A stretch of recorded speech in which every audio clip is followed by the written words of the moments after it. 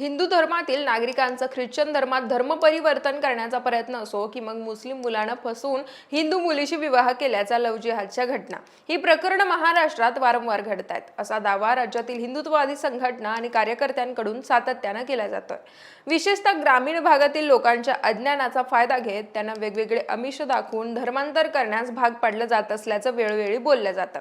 त्यामुळे लोकांच्या धर्म स्वातंत्र्याच्या हक्काचं रक्षण करण्यासाठी तसंच एका धर्मातून दुसऱ्या धर्मात बेकायदा धर्मांतर करण्यास प्रतिबंध करण्यासाठी एखादा कठोर कायदा अस्तित्वात आणावा अशी मागणी काही दिवसांपासून जोर धरत होती। त्याच पार्श्वभूमीवर 5 मार्चला झालेल्या मंत्रिमंडळ बैठकीत राज्यातील महायुती सरकारनं धर्मांतर विरोधी विधेयकाला मंजुरी दिली। अर्थात महाराष्ट्र धर्म स्वातंत्र्य अधिनियम 2026 या नव्या कायद्याच्या प्रस्तावाला मंजुरी देण्यात आली आहे। सध्या सुरू असलेल्या अर्थसंकल्पीय अधिवेशनातच या कायद्याचं विधेयक विधानसभेत आणि विधान परिषदेत मंजुरीसाठी पाठवलं जाणार असून त्यानंतर राष्ट्रपतींच्या मान्यतेनं हा कायदा महाराष्ट्रात लागू होणार आहे। मंत्रिमंडळ बैठकीनंतर मंत्री नितेश राणे यांनी या संदर्भातील माहिती माध्यमांना दिली आहे। तसंच त्यांनी असा दावाही केलाय की हा कायदा मध्य प्रदेश आणि गुजरातमधील धर्मांतर विरोधी कायद्यांपेक्षाही अधिक कठोर आणि प्रभावी असेल।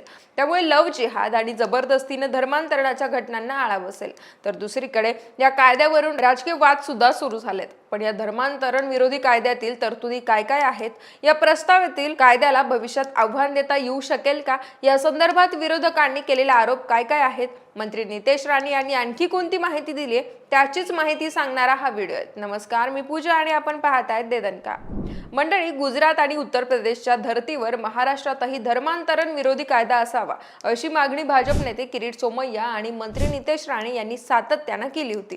त्यासाठी विविध हिंदुत्ववादी संघटनांनी काढलेले सकल हिंदू समाजाचे मोर्चेही आपण पाहिलेत। याशिवाय हा कायदा महाराष्ट्रात लागू करण्याचं आश्वासन यापूर्वीच मुख्यमंत्री देवेंद्र फडणवीस यांनी दिलं होतं। त्यानुसार राज्य सरकारकडून पोलीस महासंचालकाच्या अध्यक्षतेखाली 14 फेब्रुवारी 2025 मध्ये एक विशेष समिती स्थापन करण्यात आली होती। त्या समितीने इतर राज्यात अस्तित्वात असलेल्या धर्मांतर विरोधी कायद्यांचा अभ्यास केला, तसंच इतर कायदेशीर बाबी देखील पडताळून पाहिल्या आणि त्यानंतरच महाराष्ट्र धर्म स्वातंत्र्य अधिनियम 2026 हा प्रस्ताव समोर आला, ज्याला राज्य मंत्रिमंडळानं गुरुवारी मंजुरी दिली। आता या विधेयकावर विधिमंडळात चर्चा होऊन त्याला अंतिम स्वरूप दिलं जाणार आहे। पण या नवीन कायद्यातील काही तरतुदींबद्दलची माहिती आता समोर आली आहे। त्यात या कायद्याचं उल्लंघन करणाऱ्यांसाठी कडक अशा दंडात्मक आणि तुरुंगवासाची तरतूद आहे। या कायद्यानुसार कोणतीही व्यक्ती स्वतः किंवा इतर व्यक्तींशी किंवा संस्थेची संगनमत करून, आमिष दाखवून, फसवणुकीची किंवा बळजबरीनं एखाद्या व्यक्तीचे एका धर्मातून दुसऱ्या धर्मात धर्मांतरण घडून आणत असेल आणि ते जर सिद्ध झालं तर आरोपीला 7 वर्षांपर्यंतचा तुरुंगवास आणि 1 लाख रुपये दंडाची शिक्षा होईल।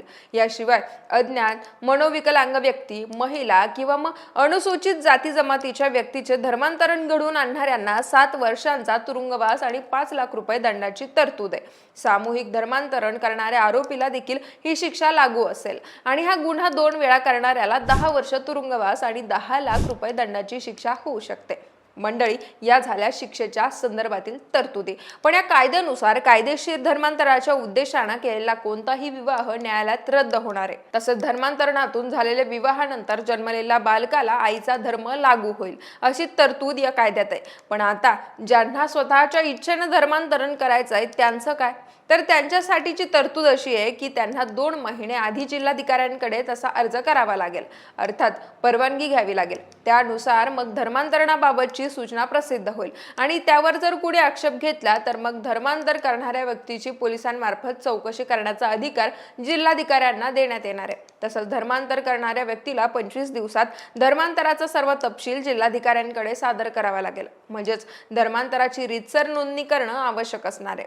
चुकीच्या पद्धतीने झालेलं धर्मांतर रद्द करण्याचा अधिकारही जिल्हाधिकाऱ्यांना देण्यात आलेला आहे। याशिवाय एखाद्या व्यक्तीच्या धर्मांतराविरोधात त्याच्या रक्ताच्या नातेवाईकांनी तक्रार केली तर तो तक्रार नोंदवून घेणं, त्याचा तपास करणं आणि संबंधितांवर गुन्हा दाखल करणं हे पोलीस प्रशासनाला बंधनकारक करण्यात आलंय। महत्त्वाची गोष्ट म्हणजे धर्मांतराचा गुन्हा अजामीन पात्र ठरवण्यात आलाय। या संदर्भात बोलताना मंत्री नितेश राणे यांनी सांगितले की अशा प्रकरणांमध्ये आरोपींना अटक करण्याची तरतूद असून त्यांना सहज जामीन मिळणार नाही। जर कोणी जबरदस्ती, खोटी माहिती किंवा धमकी देऊन फसवणूक करून किंवा आमिष दाखवून धर्मांतरण घडून आणत असेल तर त्याच्यावर नॉन बेलेबल गुन्हा दाखल केला जाईल। या कायद्याच्या सर्व तांत्रिक बाबी लवकरच सार्वजनिक केल्या जातील आणि हा कायदा इतर राज्यांच्या तुलनेत महाराष्ट्रात अधिक कठोर असेल। त्यामुळे साहजिकच महायुती सरकारच्या या नव्या कायद्याची सध्या मोठी चर्चा रंगली आहे। बेकायदेशीर धर्मांतरणाचा चाप लावण्यासाठी हा कायदा मैलाचा दगड ठरेल असं सरकारचं मत आहे। तर दुसरीकडे विरोधकांनी मात्र यावरून आरोप करायला सुरुवात केली आहे। त्यांच्या मते नागरिकांच्या वैयक्तिक स्वातंत्र्यावर आघात करण्याचा हा सरकारचा डाव आहे। राज्य सरकारचे हे विधेयक आणि प्रस्तावित कायदा संविधानाविरोधी असल्याचा आरोप विरोधक करतात। तर काहींच्या मते पुण्यातील भिगवण प्रकरणातील तरुणीच्या अपहरणानंतर राज्यातील हिंदुत्ववादी संघटना आक्रमक झाल्यात आणि त्यानंतरच राज्य सरकारनं राज्यात धर्मांतर विरोधी कायदा आणायला सुरुवात केली।